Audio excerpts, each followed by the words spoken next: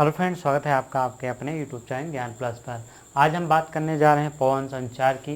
पवन का संचार कैसे होता है, यानी कि जो वायु होती हैं वो कैसी होती हैं, कितने प्रकार की वायु होती हैं, ये सारी चीज़ें हम यहाँ पे देखेंगे। यानी कि पवनों का वर्गीकरण, भूगोल की विश्व के भूगोल सीरीज का ये एक इम्पोर्टेंट टॉपिक है जहाँ से परीक्षा में अक्सर प्रश्न पूछता है। तो पवन देखिए, वायु या पवन दो प्रकार की होती हैं। वायु किसे कहते हैं और पवन किसे कहते हैं? दोनों तो अभी आप कहेंगे कि दोनों एक ही है। जी हाँ, एक ही है। हवा है जो कि किसी न किसी ओर चलती है, ठीक है। तो यहाँ पे आपको देखना होगा कि जो पवन होती है वो क्या होती है। देखिए, ऊर्ध्वाधर रूप से गतिमान जो है वायु धारा कहलाती, यानी कि जो ऊपर से नीचे की ओर चलती है या नीचे से ऊपर की ओर जाती है उसे वायु कहते हैं, ठीक है, इसे वायु कहेंगे। और पवन किसे कहेंगे? जो लेफ्ट से राइट से लेफ्ट जाए उसे क्या कहते हैं? पवन है।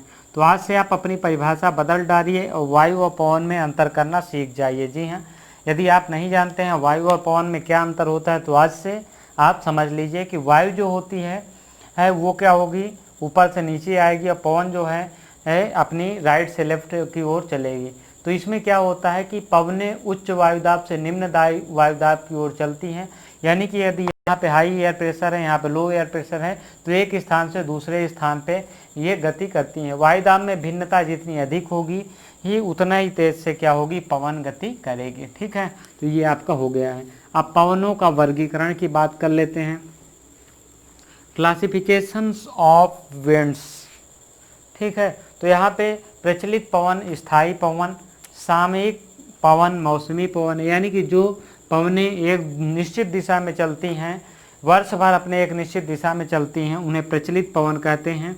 सामयिक पवन या मौसमी पवन, जो पवनें मौसमिक दशाओं के अनुसार, जो मौसम के अनुसार जो है गर्मी में अधिक एयर प्रेशर या लो एयर प्रेशर की वजह से एक स्थान से दूसरे स्थान पर मौसमों के बदलाव की वजह से चलते हैं, उन्हें सामयिक या मौसमी पवन। अथवा स्थानीय पवनें, जो कुछ पवनें जो है एक विशेष स्थान पे विशेष समय में चलती हैं उन्हें स्थानीय पवनें कहते हैं।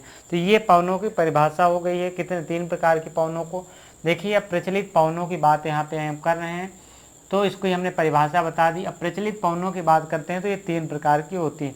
व्यापारिक पवनें, जिन्हें कि आप ट्रेड विंड्स कहते हैं। पछुआ पवनें, जिन्हें कि आप प्रिवेलिंग विंड्स कहते हैं। और जो है ध्रुवीय पवनें, जिन्हें कि पोलर विंड्स कहते हैं। तो इनकी खासियत क्या होगी, चलिए हम ये भी देख लेते हैं। देखिए, यहाँ पे हम बात कर रहे थे, विभिन्न पवन की बात कर रहे थे, तो यहाँ पे आप देख पाएंगे कि देखिए ये हमारी अर्थ है और ये आपका क्या हो जाएगा, इक्वेटर हो जाएगा। 0 डिग्री आपका क्या हो जाएगा, इक्वेटर हो जाएगा, ठीक है। ये आपका 30 डिग्री हो जाएगा, यानी कि मकर रेखा हो जाएगा। ये आपकी कर्क हो जाएगी,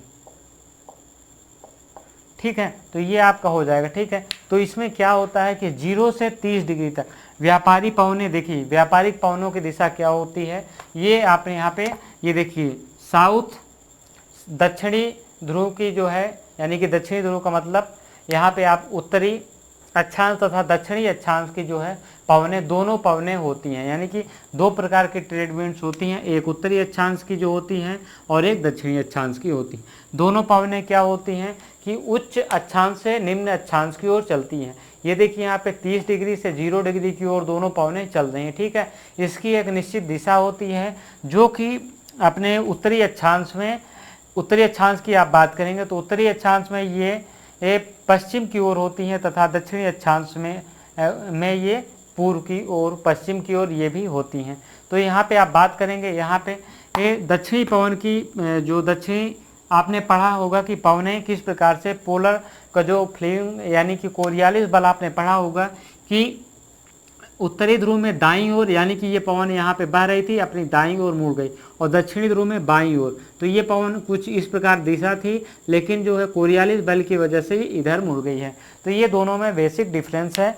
इन्हें कि व्यापारिक पवनें कहते हैं। इनकी दिशा फिक्स होती है, वर्ष भर इसी दिशा में प्रवाहित होती हैं। उसके बाद हम बात करेंगे प्रिवेलिंग वेस्टर्नीज की, यानी कि पछुआ पवने की। पछुआ पवने जो हैं क्या होती हैं कि निम्न अक्षांश से उच्च अक्षांश की ओर चलती हैं, यानी कि ये 30 डिग्री से लेकर 60 डिग्री की ओर चलती हैं। ठीक है, ये 30 डिग्री से लगभग 65 डिग्री तक ये चलती हैं और इनकी भी दिशा निश्चित होती है, यानी कि ये अपने उत्तरी ध्रुव में किधर की ओर, अपने दाईं ओर, तथा दक्षिणी ध्रुव में ये क्या होती हैं, अपने बाईं ओर मुड़ जाती हैं। ठीक है, और ये जो हो जाएगा नॉर्थ पोल जो हो जाएगा, नॉर्थ पोल में जो होती है कि आप सभी को पता है कि हाई एयर प्रेशर होता है क्योंकि तापमान कम होता है। इसी प्रकार से साउथ एयर पोल में तो ये क्या हो जाएगा कि लो एयर प्रेशर से हाई एयर प्रेशर से लो एयर प्रेशर की ओर चलेगी, यानी कि निम्न अक्षांशों की ओर चलेगी। तो ये आपकी विशेषताएं हो गई, ये पवने हो गई। यहाँ से आप चाहें तो इनको नोट भी कर सकते हैं। आपकी थ्योरी ये सामने आपके आ चुकी है, इनको आप देख सकते हैं, चाहे तो इनको आप नोट करके रख लीजिए। जो हमने बताया है वही उपोष्ण, जो यहाँ पे ट्रेड विंड्स यानी कि व्यापारिक पवने की बात कर रहे हैं, भूमध्य रेखा पे ये बहती है। उत्तरी गोलार्ध की दिशा उत्तर पूर्व एवं दक्षिणी गोलार्ध की पूर्व, इन्हें पूर्वा पवने भी कहते हैं। अब इनकी विशेषताएं, ये 30 डिग्री से 0 डिग्री की ओर चलती हैं। ये पवनें वर्षा नहीं करती हैं परंतु वो गर्म और शुष्क होती हैं, और ये पवनें वर्षा नहीं करती हैं परंतु जब किसी महासागर को पार करती हैं तो ये अत्यधिक वर्षा करती हैं। ये पवनें महाद्वीप के पश्चिमी भाग में वर्षा नहीं करती हैं, ये पूर्वी भाग में ही वर्षा करते हुए जब पश्चिमी भागों पे पहुंचती हैं तो शुष्क हो जाती हैं, जिन्हें इन अक्षांशों को मध्य महाद्वीपों के पश्चिमी भाग में उष्णकटिबंधीय मरुस्थलों का निर्माण होता है, जैसे भारत। महासागरों के पूर्वी भागों में व्यापारिक पवनें ठंडी समुद्री धाराओं के संपर्क में आने के कारण प्रायः वर्षा नहीं करती हैं। एकदम आप भारत की स्थिति यहाँ पे देख सकते हैं। भूमध्य रेखा के निकट दोनों गोलार्धों की व्यापारिक पवनें आपस में टकराकर घनघोर वर्षा करती हैं। ये पवनें स्थायी सुनियोजित रूप से सुनिश्चित पथ पर चलती हैं, जिनका कि वेग 15 से 25 किलोमीटर होता है। हिंद महासागर में ये पवनें मानसूनी पवनों में परिणत हो जाती हैं।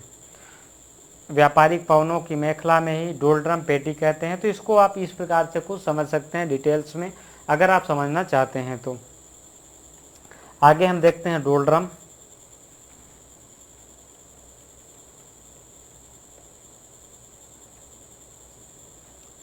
भूमध्य रेखा के दोनों ओर 5 डिग्री अक्षांशों तक निम्न वायुदाब मेखला पाई जाती है। यहाँ हवा के ऊपर उठते रहने से क्षैतिज वायु संचरण की गति अत्यधिक मंद होती है और वातावरण प्रायः शांत रहता है। इसे शांत पेटी कहते हैं, यानी कि यहाँ पे तूफान आदि नहीं आते हैं, यहाँ पे तूफान का विकास नहीं होता है।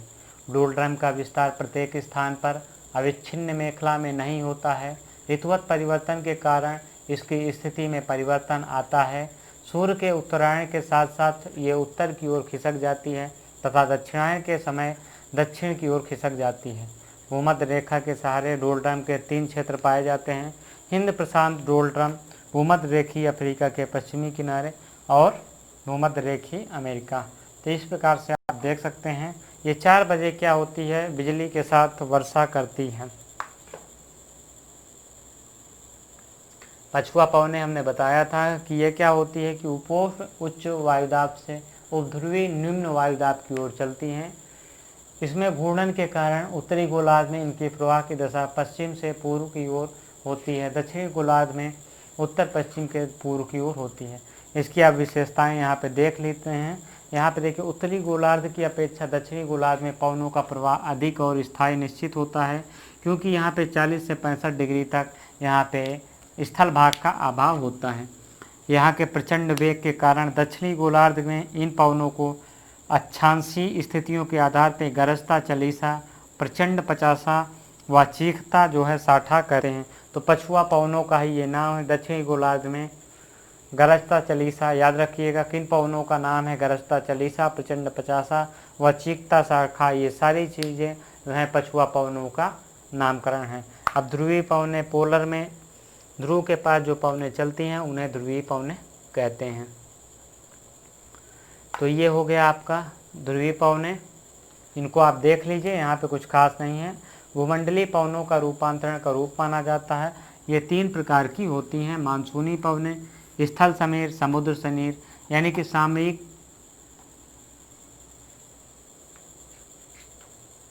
अब सामयिक पवनों की बात करते हैं। ध्रुवीय पवनें आप यहाँ पे देख लीजिए, आप चाहे तो नोट कर सकते हैं। अब हम सामयिक पवनों की बात करते हैं। सामयिक पवनों की अगर हम बात करें तो जिन पवनों की दिशा मौसम समय के अनुसार परिवर्तित हो जाती है उन्हें सामयिक कहते हैं। जी हाँ, जिन पवनों की दिशा मौसम या समय के साथ परिवर्तित हो जाती है उन्हें सामयिक पवन कहते हैं। ये पवनें 3 प्रकार की होती हैं। मानसूनी पवन होती है, स्थल समीर, समुद्र समीर और पर्वत समीर व घाटी समीर।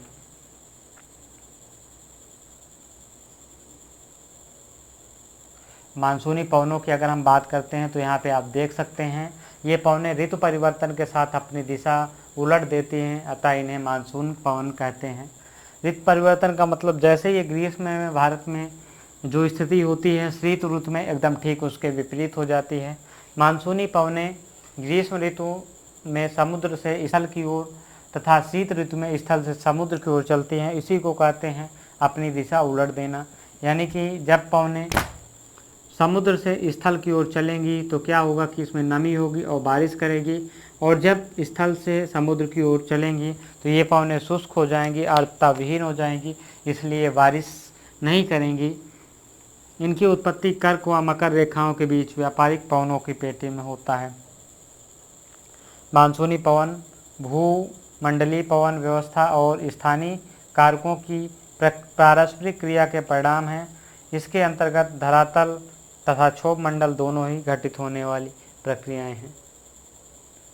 अब हम बात करते हैं जैसे मानसूनी पवन का जो प्रभाव है भारत, पाकिस्तान, बांग्लादेश, म्यांमार, श्रीलंका, अरब सागर, बंगाल की खाड़ी, इन सारी चीज़ों जगहों पे होता है। अब स्थल समीर की बात हम करते हैं। देखिए, हम जब आप पढ़ते हैं स्थल समीर और जल समीर तो वहाँ पे आप बहुत कंफ्यूज होते हैं कि कहाँ से किधर की ओर वायु चलेगी और किधर उच्च अक्षांश होगा, किधर निम्न अक्षांश होगा। देखिए, 2 चीज़ होती हैं। वायु हमेशा क्या होगी, उच्च अक्षांश से निम्न अक्षांश की ओर बहेगी। यानी कि अक्षांश का मतलब यहाँ पे हाई एयर प्रेशर। देखिए, जहाँ पे हाई एयर प्रेशर रहेगा और जहाँ पे लो एयर प्रेशर रहेगा तो इधर की ओर हवाएं हमेशा क्या होंगी, बहेंगी। पहला कॉन्सेप्ट ये आप समझ लीजिए।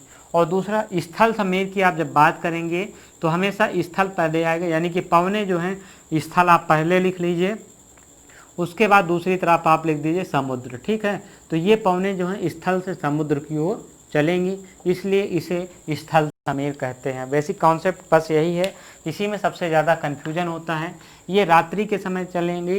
रात्रि के समय क्या का मतलब, स्थल से समुद्र की ओर जब चलेंगी पवनें तो आप सभी को पता है कि स्थल जब होता है कि दिन में क्या होता है, स्थल अधिक गर्म होता है। ठीक है, दिन में स्थल गर्म होगा और समुद्र अपेक्षाकृत ठंडा होगा। ठीक है, तो हमेशा स्थल पे क्या होगा, स्थल गर्म होगा तो क्या होगा कि यहाँ से क्या होगा, यहाँ पे क्या हो जाएगा, लो एयर प्रेशर हो जाएगा और यहाँ पे हाई एयर प्रेशर रहेगा। तो दिन में क्या होगा, पवनें हाई एयर प्रेशर से लो एयर प्रेशर की ओर यानी कि समुद्र से स्थल की ओर चलेंगे।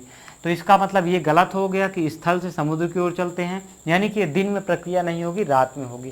रात में अब क्या होगा कि समुद्र अपेक्षाकृत गर्म रहेगा और स्थल ठंडा हो जाएगा। तो ये पवनें इधर से इधर की ओर चलेंगी। स्थल से समुद्र की ओर जो पवनें चलेंगी ये कब चलेंगी, रात में। रात में क्योंकि ये ठंडा होता है, ये अपेक्षाकृत ठंडा होता है तो यहाँ पे अधिक एयर प्रेशर होगा, ये अपेक्षाकृत गर्म होगा तो यहाँ पे लो एयर प्रेशर होगा, तो पवनें यहाँ से यहाँ की ओर चलेंगी। तो ये आपका क्या हो गया, स्थल समीर का ये बेसिक कॉन्सेप्ट यही होता है। आप इसमें कंफ्यूज नहीं होगा ना है। स्थल समीर समुद्र समीर में यही बेसिक डिफरेंस होता है, आपको हमेशा के लिए क्लियर होना है। इन पवनों की उत्पत्ति का संबंध स्थलीय व जलीय सतह के तापमान पे होता है, हमने पहले ही बता दिया। सूर्यास्त के पश्चात स्थलीय सतह से तीव्र विकिरण के कारण सतह के शीतलन के फलस्वरूप उच्च वायुदाब अपेक्षाकृत निम्न वायुदाब का विकास हो जाता है। सारी कहानी जो हम आपको बता चुके हैं ठीक वही है, क्योंकि रात में जो है स्थल का तापमान कम हो जाएगा। स्थल का तापमान जब कम हो जाएगा तो पवनें जो हैं किधर से होंगी, यहाँ पे हाई एयर प्रेशर स्थल पे हो जाएगा। जहाँ का तापमान कम होता है वहाँ हाई एयर प्रेशर होता है और वहाँ से निम्न एयर प्रेशर की ओर हवाएं बहेंगी। तो स्थल समीर आपके समझ में आ गया होगा। आप इसको एक बार पढ़ लीजिए अगर आपको अभी कन्फ्यूजन हो रहा हो तो। बस इसको यहाँ पे एक एक्स्ट्रा चीज देखनी, इनका प्रवाह जो है उष्ण कटिबंधीय क्षेत्रों में वर्ष भर तथा शीतोष्ण कटिबंधीय क्षेत्रों में केवल ग्रीष्म ऋतु में होता है। बस इतना आपको ध्यान रखना है। अब सागर समीर की बात करते हैं। अभी हम स्थल समीर की बात कर रहे थे, अब सागर समीर की बात करेंगे। यहाँ पे हमने फिर एक बार कॉन्सेप्ट करना है। स्थल ये हो गया और ये सागर हो गया, ठीक है। दिन में क्या होगा कि दिन में क्या होगा, यहाँ का टेम्परेचर हाई होगा, तापमान क्या होगा, हाई होगा। तापमान हाई होगा तो प्रेशर क्या होगा, एयर प्रेशर क्या होगा, एयर प्रेशर यहाँ पे लो हो जाएगा, ठीक है। जब एयर प्रेशर लो हो जाएगा और यहाँ पे स्थिति क्या होगी, दिन का तापमान क्या होता है, इसके अपेक्षाकृत यहाँ पे ही हाई होता है, लेकिन इसके अपेक्षाकृत क्या होता है, तापमान कम होता है, ठीक है, कम होगा। एयर प्रेशर क्या होगा, यहाँ पे जब तापमान जहाँ पे कम होता है वहाँ पे क्या होगा, एयर प्रेशर क्या होता है, हाई होता है, ठीक है। अब देखिए हमने पहले आपको बताया कि हाई एयर प्रेशर से जो है लो एयर प्रेशर की ओर हवाएं चलेंगी। तो ये सागर हैं, सागर में क्या होगा कि अब यहाँ पे हाई एयर प्रेशर है, यहाँ पे लो एयर प्रेशर है, तो क्या होगा, इधर की ओर हवाएं चलेंगी, ठीक है। तो ये सागर समीर में क्या होता है कि जो हवाएं हैं वो सागर से स्थल की ओर प्रवाहित होंगी, क्योंकि यहाँ का तापमान जो है कम होगा और यहाँ का जो एयर प्रेशर होगा वो हाई होगा, क्योंकि तापमान जो है अपेक्षाकृत धीमी गति से गर्म होता है तथा धीमी गति से ठंडा होता है, ठीक है। तो यही एक बेसिक कॉन्सेप्ट था। यहाँ पे आप देख सकते हैं डे नाइट, यहाँ पे आप देख सकते हैं, यहाँ पे सूर्य है, ये क्या हो गया, स्थल है, ये क्या है, सरफेस यानी कि समुद्र तल है। यहाँ पे भी ये स्थल है, दिन, ये दिन की स्थिति है, नाइट की स्थिति है, ठीक है। तो क्या होगा, ये स्थल क्या होगा, दिन में क्या होगा कि स्थल अधिक गर्म होगा, ठीक है। अधिक गर्म होगा तो क्या हो जाएगा कि यहाँ पे जो यहाँ की जो पवनें होंगी, अब ये देखिए ये ठंडा हो जाएगा तो यहाँ पे हाई एयर प्रेशर हो जाएगा, ठीक है। तो यहाँ की गर्म हवाएं ऊपर उठेंगी, ऊपर उठ के क्या होंगी, इधर की ओर प्रवाहित होंगी, यानी कि समुद्र की ओर, ठीक है। और यहाँ पे जब नीचे उतरेंगी तो ये ठंडी हो जाएंगी, ठंडी होने के बाद ये फिर इस दिशा में चलेंगी, यही प्रक्रिया चलती रहेगी। इसी के लिए कहते हैं कि जब यहाँ पे पवनें क्या होंगी, स्थल से समुद्र की ओर चलेंगी, ठीक है। यहाँ पे दिन में क्या हो जाएगा कि पवनें जो हैं कहाँ से, समुद्र से स्थल की ओर चल रही हैं, तो क्या हो जाएगा कि ये क्या हो जाएगा कि ये आपका क्या हो जाएगा, समुद्र समीर हो जाएगा। और रात में क्या होगा कि ये अधिक वार्म होगा अपेक्षाकृत इसके, तो क्या हो जाएगा कि यहाँ अधिक वार्म होगा तो यहाँ वायु जो है ऊपर उठेंगी, वायु ऊपर उठेंगी, फिर इधर चलेंगी स्थल की ओर, फिर स्थल भाग में ठंडी होकर फिर इस दिशा में चलेंगी। तो रात में क्या हो जाएगा कि स्थल से समुद्र की ओर वायु क्या हो रही, चल रही है, ठीक है। तो ये क्या हो जाएगा, ये हो जाएगा स्थल समीर। तो ये बेसिकली कॉन्सेप्ट ये आपका यही होता है। अब पर्वत समीर व घाटी समीर की हम यहाँ पे बात कर लेते हैं। तो रात्रि के समय पर्वत चोटियों से घाटी की तरफ प्रवाहित होने वाली पवनों को पर्वत समीर कहते हैं।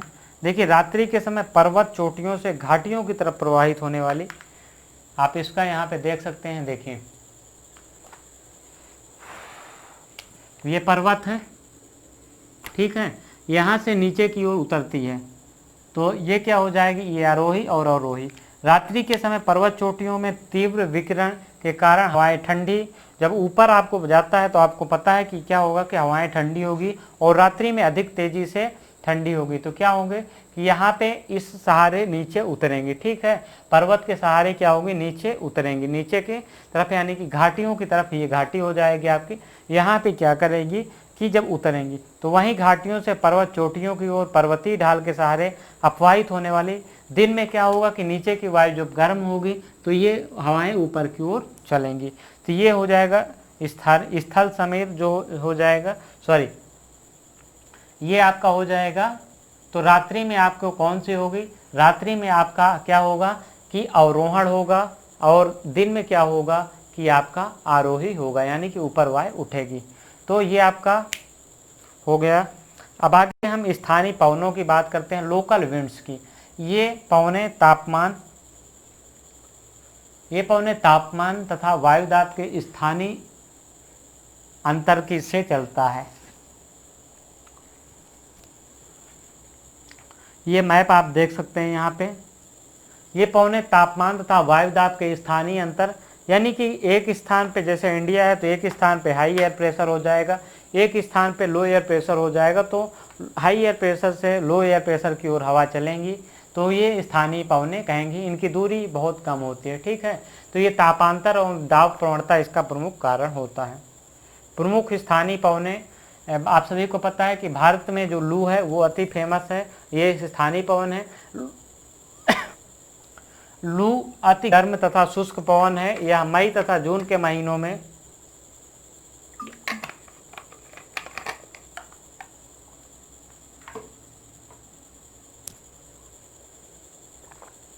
भारत के उत्तर मैदानों एवं पाकिस्तान की ओर चलती हैं। इनका तापमान अधिकतम 40 से 50 डिग्री के बीच होता है। फोन की बात करते हैं। यहाँ पे फोन की अगर आप बात करेंगे तो आप यहाँ पे पाएंगे कि आल्प्स पर्वत, जो यूरोप का आल्प्स पर्वत है, उसके पवनाभिमुखी ढालों पर नीचे की ओर उतरने वाली तीव्र झोंकेदार शुष्क और गर्म स्थानीय पवन को फान कहते हैं। इनका तापमान 15 से 20 डिग्री तक होता है। ये पवनें हिम को पिघला देती हैं, जिससे चारागाह पशुओं के चारने योग्य बन जाते हैं और अंगूरों को शीघ्र पकने में सहायता करते हैं। चिन्युक यह अमेरिका और कनाडा में रॉकी पर्वतमाला के पूर्वी ढालों से नीचे उतरती हैं। गर्म पवन को चिनिक कहते हैं। चिनिक को स्थानीय भाषा में हिमभक्षक, स्नो ईटर कहते हैं, क्योंकि यह क्या होती है, बर्फ को पिघला देती है समय से पूर्व। चिनूक पवनें पशुपालन के लिए लाभदायक होते हैं। इनके आगमन से चारागाह बर्फ मुक्त हो जाते हैं, ठीक है। सिराको की बात कर लेते हैं। यह गर्म रेत से भरी हुई शुष्क पवन है, जो सहारा के रेगिस्तानी भागों में उत्तर से भूमध्य की ओर चलती हैं। इटली में इसका नाम क्या है, सिराको है। ब्लैक रोवर देख लीजिए, हरमट्टन देख लीजिए, नार्विस्टर देख लीजिए। और ठंडी पवनों की बात करते हैं। देखिए हरमट्टन को क्या कहते हैं, हरमट्टन को जो है इसे गिनी तट पे डॉक्टर विंड्स के नाम से जाना जाता है, और इसे ऑस्ट्रेलिया के विक्टोरिया प्रांत में बिग फील्डर के नाम से जाना जाता है। यह सहारा के उत्तर पूर्वी दिशा में चलता है। यह अफ्रीका के पश्चिमी तट उष्ण आर्द्र स्थितियों में शुष्कता लाती है, जिससे मौसम सुहावना व स्वास्थ्यप्रद होता है। ठंडी पवनों की अगर हम बात कर लें तो ठंडी पवनों में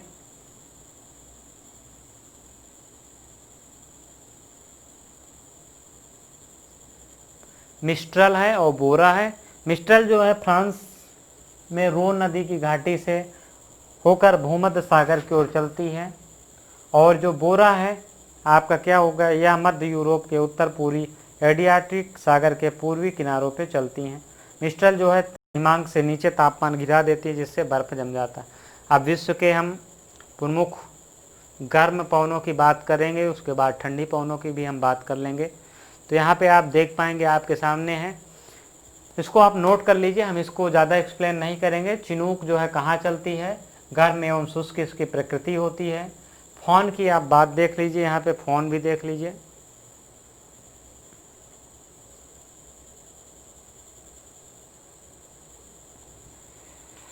सिराको देख लीजिए, ब्लैक रोवर देख लीजिए, यामो, ये सारी जो हैं गर्म पवनें हैं, इनको देख लीजिए, परीक्षा में यहाँ से प्रश्न बनता है।